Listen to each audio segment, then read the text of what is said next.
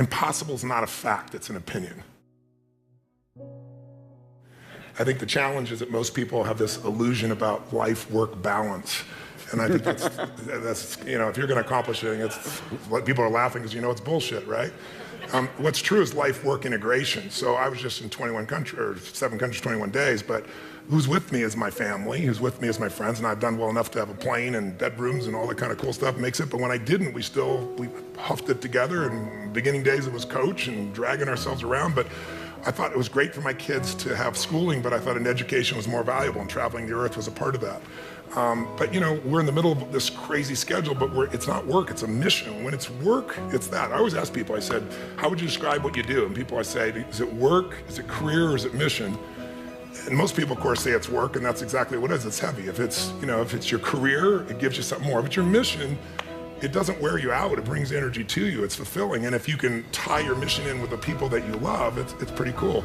There's some people in this room that are my friends. I see Dean here in the front row here, and it's like we're all on this mission and we find time to connect and be with each other and have a blast with each other, but we're sharing about things that matter. I'm not a person to go to a party and go in the corner and chit chat. It's like, you want to talk about something deep? Let's rock. You don't? let me go home and be with my family, or let me go do something fun, something of that nature. But in the middle of all that craziness, we were stuck for 2 days, so we went ice racing. A group of my friends and I were with me, and some of them are my security guards, some of them my co-workers, some are partners I have in business, but we went 70 kilometers below the equator and the Arctic, and went 200 miles an hour in Lamborghinis. I was doing it like this. I love that you said you're stuck and you did this versus going to a spa and getting pedicures. Yeah, going through that shit. So I was able to squeeze in a Porsche, and if you can imagine 200 kilometers an hour on pure ice on a lake that's frozen, as fast as you can drive. And the beautiful thing about it is most people have fears, and I've learned to make sure I give myself enough fear to stay intelligent. But here you didn't have to have it, because when you wrecked, you just went straight into the snow. It was just incredible. But we do crazy things together. We have a blast together. We laugh, we cry, we see the impact. And to me, there is no dividing line. And for my kids, all the work we do feeding people, my youngest son, Jarek, when he was 5 or maybe 6, probably 5, we would go, and even in the early days, I was feeding families, and I'd take all my friends, and we'd build these baskets up, make them great, and we'd fed all the families. We had some food left, some baskets left, so we went to this place in Oceanside, this park, and there was a man lying on the ground in the toilet area, covered with a bunch of pieces of rags. And so, I gave it to my son, and I said, come on, he could barely hold the thing, it was so big. I said, we're gonna help you, give this to this man. He goes, and as he set it down next to the man, all of a sudden the man jumped up and grabbed my son's hand, and I jumped, my son jumped, and then he just did this. And he put it down. My son is 31 years old now, 32 years old now. He's just gotten married. He's working on kids.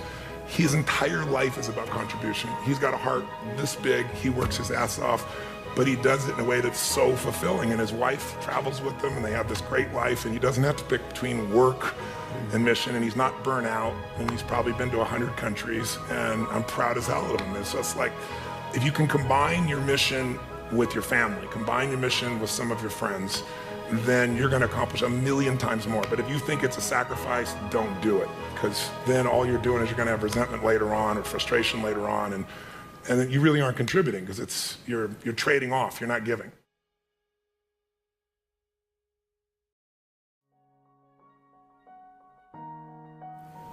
Well, I think impossible is not a fact, it's an opinion.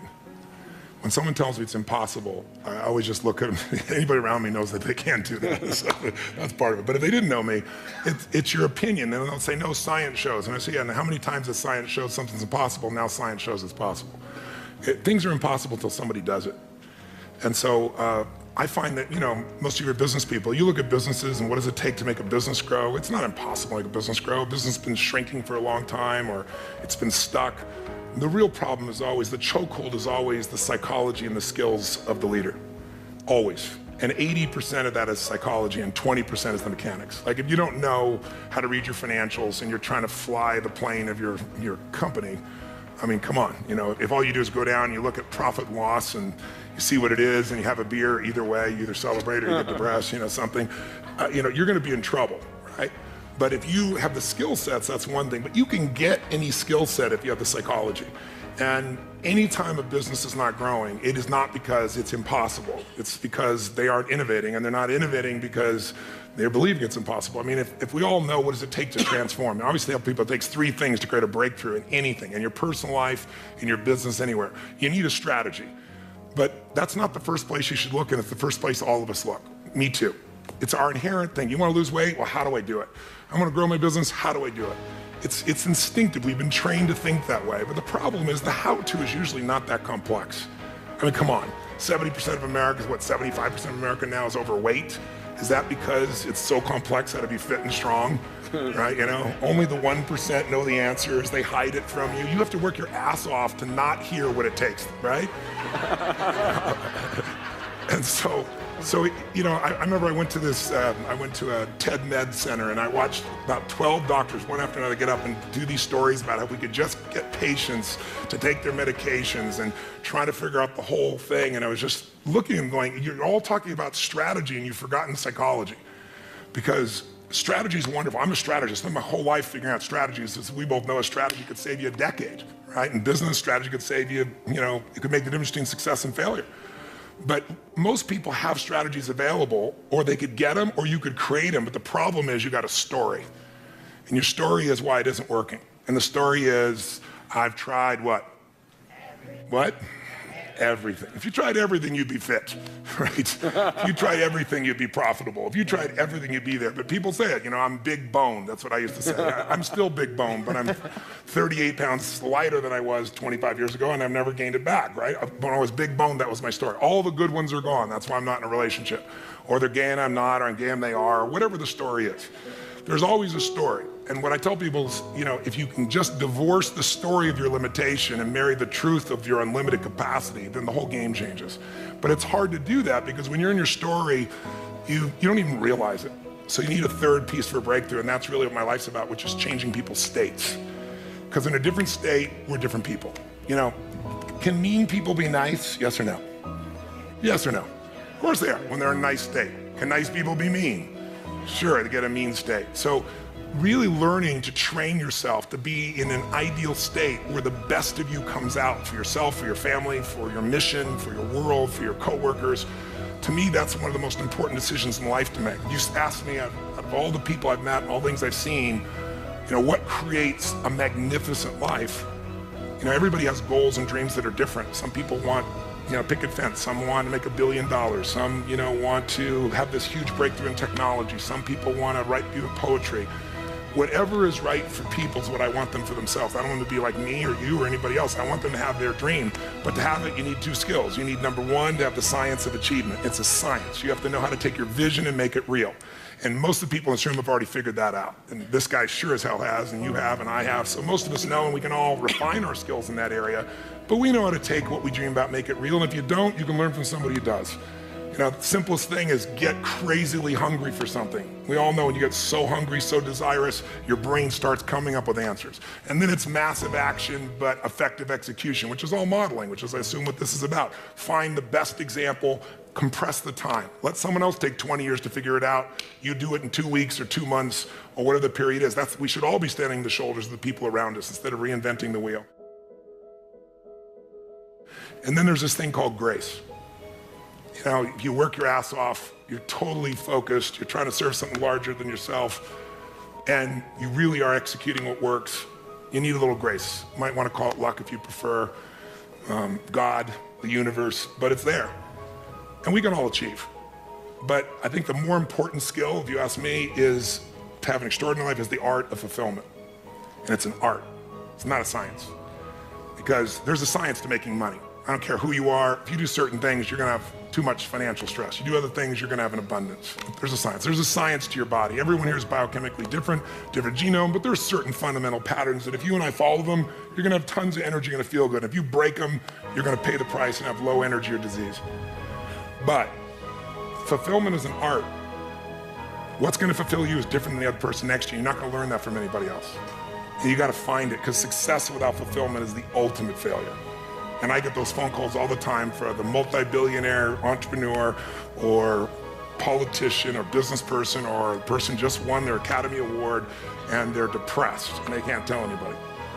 because they got all their goals, but they're not fulfilled because they really don't have that sense of meaning in their life.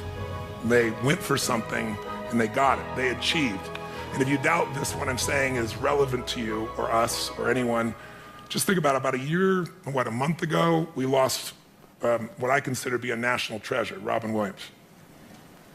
How many of you loved Robin Williams? Look around the room, keep your hands up, look. And most of you didn't know him. Almost every, and where you go in the world, people love Robin Williams. By the way, was he great at achievement?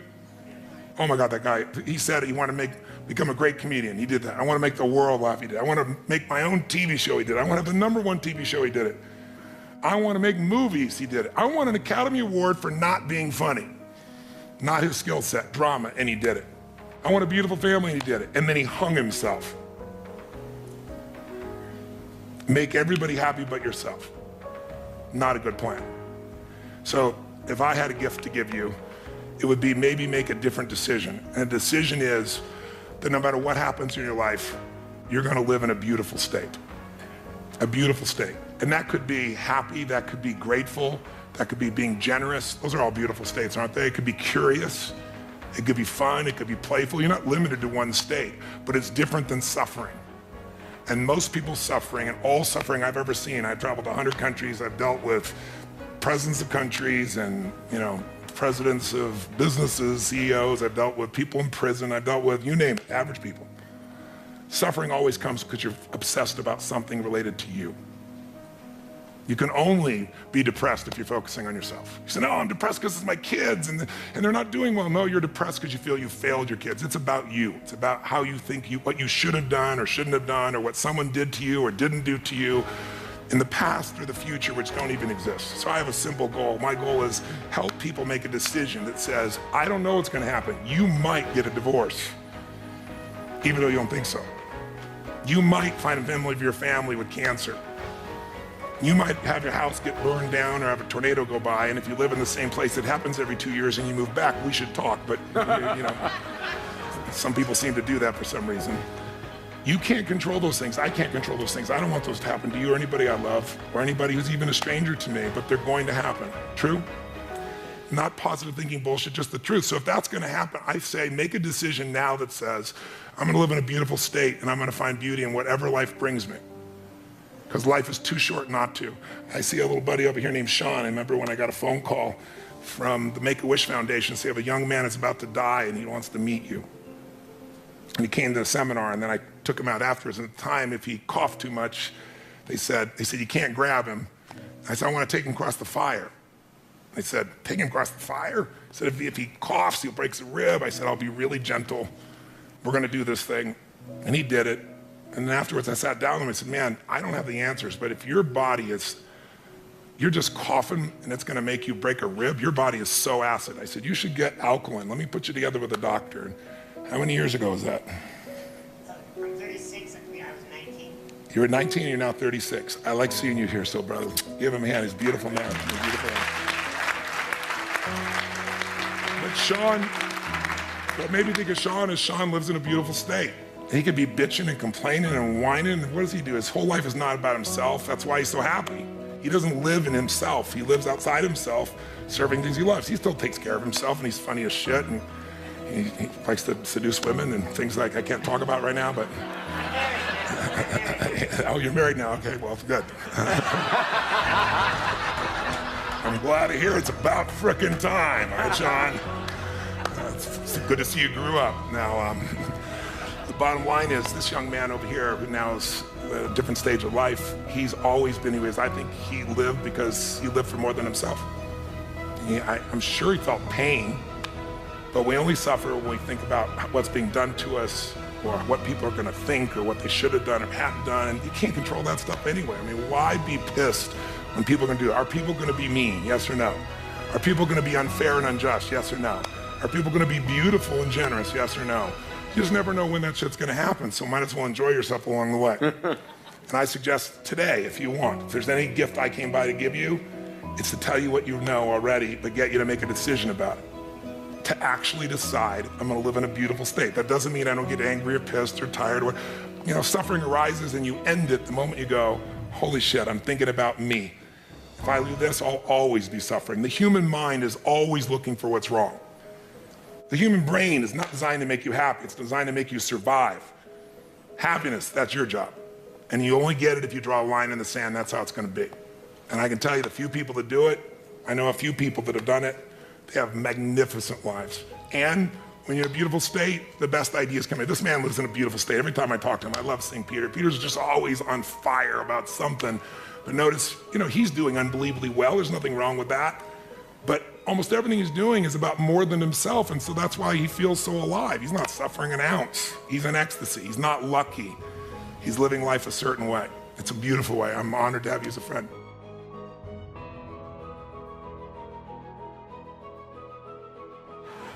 I was a kid from Azusa who had no certainty, who we had no food and had to be in charge because my mother was a little crazy. And I promised myself that my future family would never go through this. And so I decided I hated suffering because I experienced it and I wanted to end it. So I read 700 books in the area of human development, psychology, and physiology when I was still 17, 18, 19 to 21, 22 years old. I was saying I was going to read a book a day. I didn't do that, but I was still immersed. I went to every event. I listened to everything. I got immersed. But when it comes to people, I've been doing this for, 38 years, and I've been with 50 million people, so, and 100 countries. So there's nothing I haven't seen at this point when somebody stands up. So it's beautiful. It happens different every time. It comes through me. And I really believe in grace. I really believe it's there. But I prepare at a level that most people never dream of.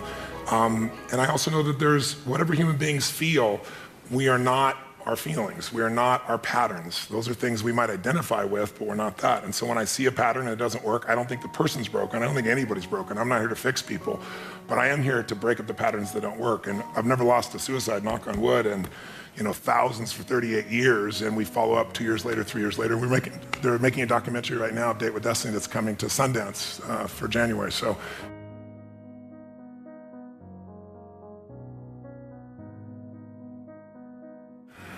I love to light people up. Since I was a little kid, I love to light people up. And so early on, I want to make everybody happy all the time. And then I come in this package. I was 5'1", and then next thing I know, I'm 6'7". I grew 10 inches in a year because I had a tumor in my brain, and I didn't even know it. And I grew, so I'm big, and I'm quiet and unassuming. I have a hard time expressing my true feelings, so it makes it difficult for people to understand what I'm really like. No, I'm fairly loud and intense, and so I realized, thank you very much. But what happened for me in the beginning is I was trying to make everybody happy all the time, and then I just began to realize not everybody wants to be happy. And gradually I began to realize opinions are a dime a dozen, but impact is all that matters to me. So when you've had the impact, and you don't need anybody else to tell you, and you don't need somebody else to acknowledge you, put stars on your chart. When you do what's right, you know it. And no one can take that from you. They can take away anything you have, but they can't take away who you become. And you become something unique when you find a way to grow and you find a way to give. And when you do that consistently, it creates an extraordinary life. So I'd lie to say that I don't want people to hate me or dislike me, but it wouldn't be accurate to say I don't care, but I don't care enough to change what I'm doing. What I'm doing is valuable. And I think that as far as failure is concerned, oh my God, there's so many failures, but I just don't hold it that way. And it's not a technique or being positive, it's just being intelligent. Failure is education if you use it. If you learn something, it's not a failure. If you don't learn anything, then it's failure. But if you learn something, how many of you in this room have had something happen in your life that was horrific? You hated it. You'd never want to go through it again. You never want somebody you care about to go through it. But looking back on it 5, 10 years later, you say, I'm so glad I went through that because it made me so much stronger or so much smarter or made me care so much more. Who can relate? I'm curious, right? So if that's true, then why not adopt the philosophy that life is not happening to me, it's happening for me. And that everything's happening for me, even what I thought was failure. And now my job is to figure out where's the benefit and use it for greater good. So I could probably list unlimited failures, but I would be insincere because I don't really look at them as failure, and that's not because I'm positive, it's just because I work my ass off to figure out what can I learn from that, how can I use that, and I'd like to make people happy, but I've also learned in business, I fire customers, man. I was like, if I find someone that's an asshole, I don't need them. It's a privilege to do business with us because we will more than deliver times 10. And so I teach my team, and it's so rare we have to do it anymore, but you fire a customer and you say, listen, we're not going to be able to meet your needs clearly because are there people out there that no matter what you do, they're going to be unhappy, yes or no? But why are you doing business with them and taking the life energy of your organization from it? I get rid of them so fast, and then they always want back in, and I never let them back. Never. And then when they become a public hanging and other people go, well, this is how you play here. Because in the world of the internet, we've lost any form of kindness. People say things that are the most harsh, horrific things. I'm not talking about to me. I remember reading one time, we were in Las Vegas and my wife liked, what's the woman who's a singer there? She was there for so long. What the heck's her name? Celine Dion. Celine Dion, thank you. And so my wife went online and she was looking at one of her videos, and underneath it, it's like, you bitch, you lost that child because you put your career first. I mean, the stuff people write, and all it is people who feel insignificant, who would never have the guts to say something to your face, but we've created an environment where it's tolerated. And so I think reversing that is really important. You have to define your environment, your business, your world, your family, because we all get what we tolerate. I won't tolerate it. I'll give my soul to a stranger, but I won't tolerate somebody being abusive to any member of my team or to people in my audience or to me, certainly not to my family. And you get what you tolerate, you gotta decide. And you also get what you tolerate in yourself. And I think if you can look at what you're tolerating yourself and say, I'm not gonna tolerate that anymore in myself, then it's easier to lead other people. If you're just telling other people you won't tolerate, they'll look at you and go, yeah, you don't tolerate, but look how you are. You don't have to be perfect, but people see how, you don't have to know who I am, you don't have to watch my lips move, you can see how my feet have moved for 38 years. That's Tony Robbins, right? That's probably the best signature you can give. That's the brand that you put out there. It's the way you live.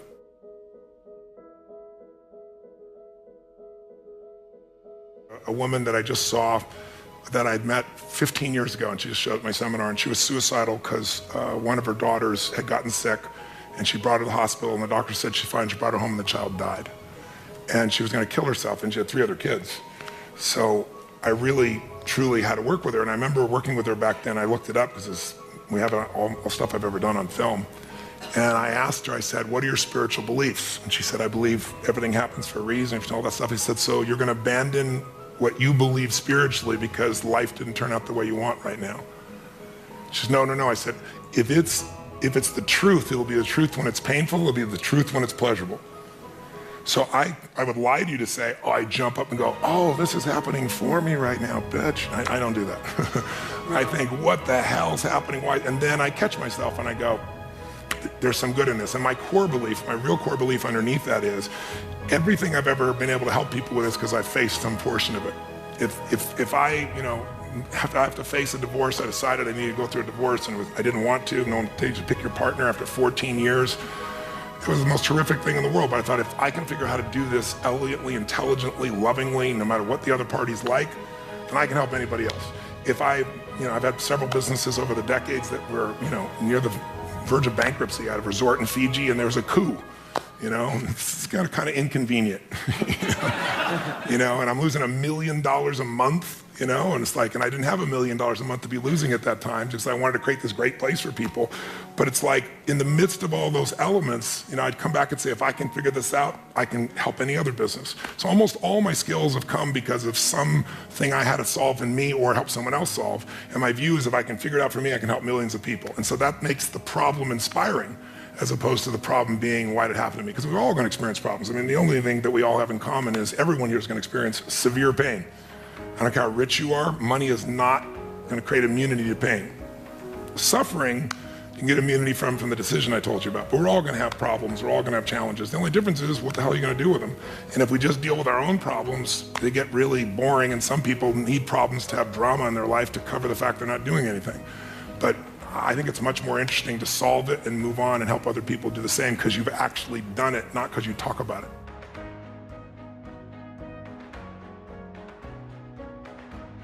Well, I think anyone who succeeds has something that they aspire to. There's a mission, there's a direction, there's a desire, and they bring it up regularly. And you do that, even though you say you don't do it in a sophisticated way.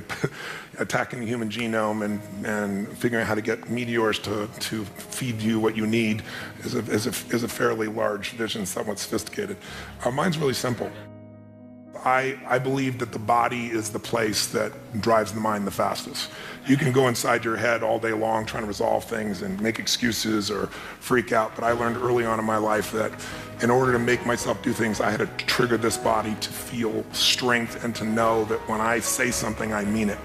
And so I have a simple ritual that's actually enjoyable. It may not sound enjoyable, but it is now, which is I get up every morning, and I'm privileged to have multiple homes. So if I'm in those homes, one of the homes I have a river, the rest of them I have cold plunges. And I go into a 56-degree temperature just for about 60 seconds. I jump straight in, or I was just in Sun Valley, the river's 38 degrees, a little bit cooler. And I took my nephew and said, "You're about to learn how to start your day." And I bring all my friends when they come. They all have to do this. They're like, "Holy shit, I know when I go see Tony, he's got something for me to do of this nature." But every cell, every nerve in your body explodes, and it's phenomenal for your lymph system, phenomenal for your health, but it also is just a simple discipline that says, I say it, it happens. I'm gonna say I'm gonna do this, I do it. And I've done it so much, it's there, and it's invigorating.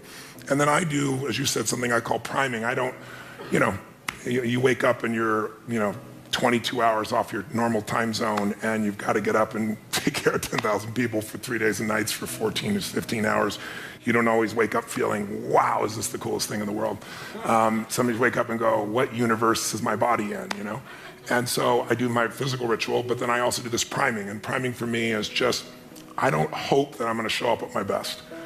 I create a state for it. Most of you know probably the principle of priming. They've proven it in so many scientific studies. We all think we make our decisions consciously, when much of our decision making that we think is conscious is being made by contextual environmental manipulation that we're not even thinking about. In one study, they took some people and they hired actors that would go to 100 people, and they'd walk up to you, and they were trained to do the exact same look, same expression, and they'd say, "Would you hold this?" And they hand you a coffee cup, and they reach in their pocket and grab their phone, put them back, say, "Thank you very much." They just to kind of assume the action, and they would do it the same way, same facial expression. 100 people one way, 100 people other. And what was the only difference? Cold iced coffee versus hot coffee. An hour later, they come back with some people, different people, who've got little caps on. They're saying, "Listen, we'll give you $10 if you'll give us 2 minutes. If you read this 3-paragraph story and give us 2 question answers." And they read this little story, everyone reads the same story, and at the end they ask them, "How would you describe the main character? What are they like as a person?" 80% of the people that got warm coffee said they're warm, they're generous, they're loving, but warm is always one of the language patterns. 80% like clockwork, people who got the iced coffee, same story, say that they're very cold, that they use language like being obsessed or being about themselves, selfish, things of this nature. I give you dozens of examples. So what I do each morning is I do a breathing pattern. It's an explosive breathing pattern I learned in India, breathing your breath in and exploding it out, from the gut out the nose.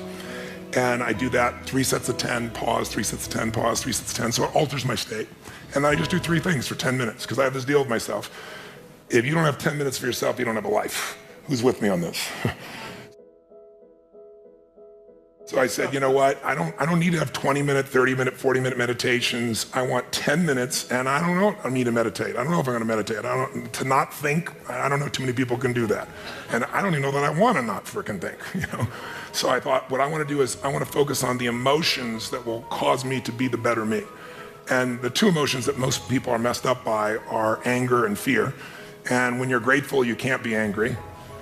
Try to be grateful and angry simultaneously, it'll never work. And you can't be fearful when you're grateful. So when I look at people, almost always they're reacting out of fear or they're reacting out of anger. It's some version of those 2. So gratitude to me is the antidote. So I spend 3 minutes, just 3 minutes, and I think of 3 things I'm grateful for, 3 people, 3 situations, but I step into it. I don't remember the roller coaster over there riding it. I put myself in the front seat going over the edge so I feel the moment. And I make sure one of the 3 things I'm grateful for is something really simple, like the wind on my face, or something beautiful like my child's smile. And the reason I do that is because I remember, interviewing some of the astronauts, Buzz Aldrin and these guys, and most of you probably know, you can imagine, to be an astronaut, this man knows, to aspire to do that, and then to go through the thousands of people and be picked, and then to actually go to the moon, and stand on the moon and look back and see that picture we've all seen, that blue-green Earth. You imagine, and then you come home and what happens? There's a ticker tape parade and you shake the president's hand. And now what the hell do you do? You're 32. What the hell do you do for the rest of your life? And you know what? If you know the story of many of these astronauts, most of them had some major emotional challenges, right? Some abused alcohol, some drugs, and they had a real rough time because they forgot to find adventure in a smile. They thought the only way to go to the moon.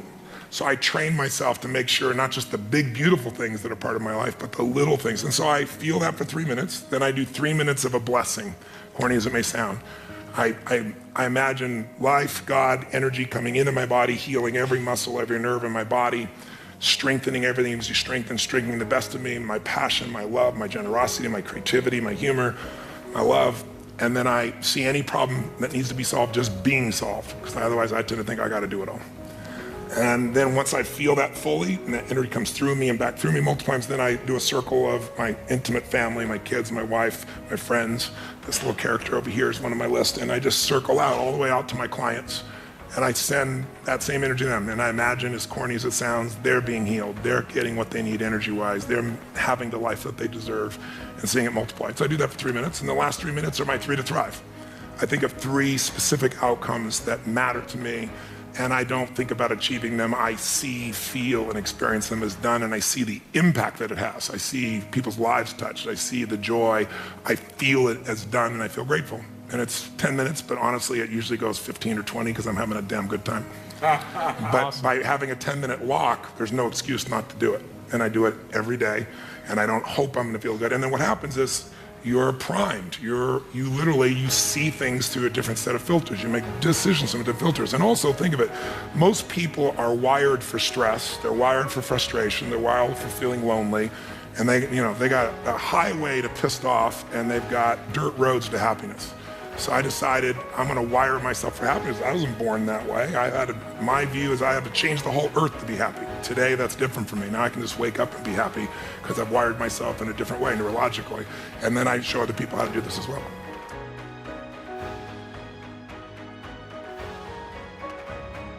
I think everything has its balance. And I've certainly experienced what you're talking about for a good portion of my life. And I think a lot of it came from my fear of death. Is that there's only so much time. Like maybe I'm not gonna be here very long, and so I wanna squeeze every moment, every ounce of it. And I still do, but somewhere along the line, at one point I started realizing this moment can feel like eternity, or this moment can feel like a moment, and I'm the only one that controls that. And one of the ways I did that is I stopped letting technology control me, and I made myself take control of my technology.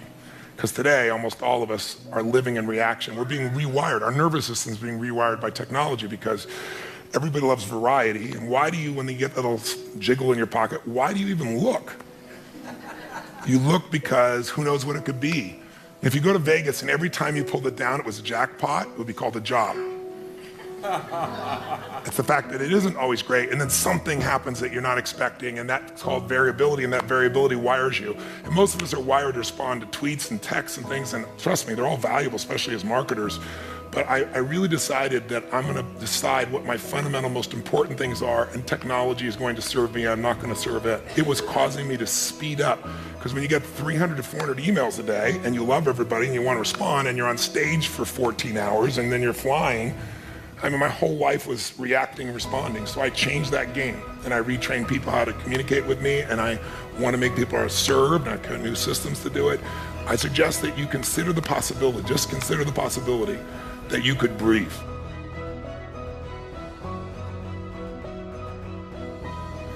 I think a lot of people, though, do not pursue their passion, or they question it. Like you're asking with your head right now. Your head is not any part of it when it's your passion. And the reason you're going to your head is because most of us are afraid of failing. And so we get something and then we question it, you know. And the real question is you're letting the tyranny of how take over. I always tell people, you don't need to know the how, you need to know the what and the why. If the what and the why, if there's something you really want to do, be, share, create, give, and every ounce of you wants to make that happen, you don't have to figure out how, you'll figure out how. But you have to start with that. And I think if you start with something of that nature, and if you say, I don't have anything of that nature, then you got to get around where it's better and let something hit you. You know, get around where other people are experiencing life that way and something will hit you. If you stay around the average people are settling. There's nothing wrong with them. They've just been socialized to settle. And you have to get around people that don't settle. And something will hit you. When something hits you, you can start to run with it. And I tell people, look, get that vision and make it something that's not only something that you're so passionate about, but it's got to be something not only you're passionate about, but it inspires other people, or it's just you. You're going to be alone, right? Peter's genius at not only coming things that inspire him, but he figures out how to bring that vision to something others want to join part in. That's his strength, right? And then the second thing I tell people is you got to eliminate the internal conflicts, which is what's really the unconscious part of what you're saying. Is you're really saying, I'm afraid to commit to something because what if it isn't it? And what that really is saying is I'm really commit to something because what if I fail? And so I tell people, why don't you just face it? I have people write a list of everything you'd never want to have to go through to achieve your goal, everything. And then look at every single one and say, in your gut, I'm willing to do that. Because until you're willing to do that, you won't take action. And when you do, it's almost like God says, okay, you really mean it? You don't have to go through 99% of it. But if you keep it hidden, and it's an unconscious piece of like, I want to do this, but I wouldn't want to look bad, I wouldn't want to fail, wouldn't want to lose my money, wouldn't want to, you got to look at all this thing. I care about it so much, I'd be willing to go through all that. It's the death, what I'm willing to die for, but I live for it, same thing. And then the third thing I do is I grab some great resources around me, and then I take some massive action, and I burn my boats. You want to take that island, burn the boats. You're not gonna, this guy burned his boats. He went out and put out this big prize for $10 million. He didn't have a freaking penny. He didn't have a penny. You got a bunch of astronauts up there all talking about everything. He didn't have a penny. He didn't have a penny for how many years? My whole thing is the way you master things is not by dabbling.